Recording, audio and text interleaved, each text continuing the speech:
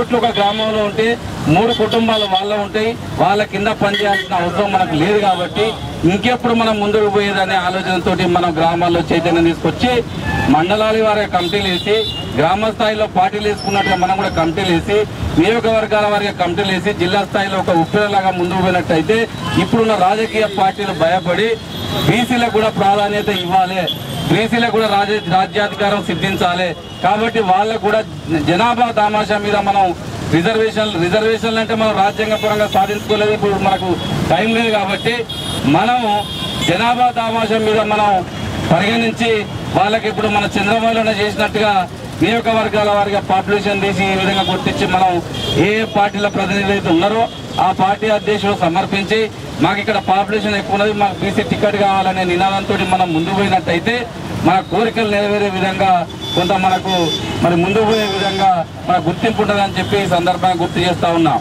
అదేవిధంగా ఇవాళ సప్లాన్ గురించి మీరు ఈ నిర్ణయం తీసుకున్నారు. సప్లాన్ అనేది మనం బీసీలో 60% ఉన్నాం. ఈ రాష్ట్ర బడ్జెట్ 1,75,000 కోట్లు చేరుకున్నది. 1,75,000 కోట్లు చేరుకున్నప్పుడు మనకు 50% రావాలి, 50% ఎబో మనకు అమౌంట్ రిలీజ్ చేయాలి. 50% కాదు కదా 4,000 కోట్లు ఇచ్చినామని చెప్పి జబ్బలు జరుపుతా ఉన్నాడు ఈ కిరణ్ కుమార్ రెడ్డి. మేము ఒకటే చెప్తా ఉన్నాం, అన్ని ప్రధాన పార్టీలలో మేము ఉన్నాం.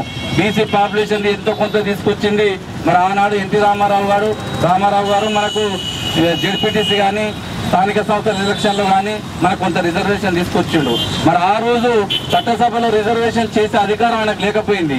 చట్టసభలో అధికారం లేదు కాబట్టి అది కేంద్రం చేయాల్సిన పని కేంద్రం చేయలేకపోయింది. కాబట్టి ఇప్పటికైనా కూడా మనం ఒక సంఘటితంగా ఏర్పడి సంఘటితంగా మనం అన్ని కులాలు కలిసి ముందడు పోయి మరి వాళ్ళు అన్నట్టే మనం చేసినట్టే ఉండడం కాకుండా మనం తప్పకుండా ఈ నిర్ణయం తీసుకొని ముందర పోయినట్టయితే ఇక్కడ ఉన్న రాజకీయ పార్టీలు కొద్దిగా భయపడాల్సి మనకు దగ్గరకు వస్తుందనేది ఒక నా మాటగా నేను గుర్తు చేస్తా ఉన్నా.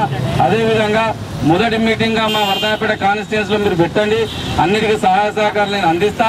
మీరు పెద్ద ఎత్తున మీటింగ్ పెడతా అంటే మా నియోజకవర్గాన్ని వేదిక చేద్దాం.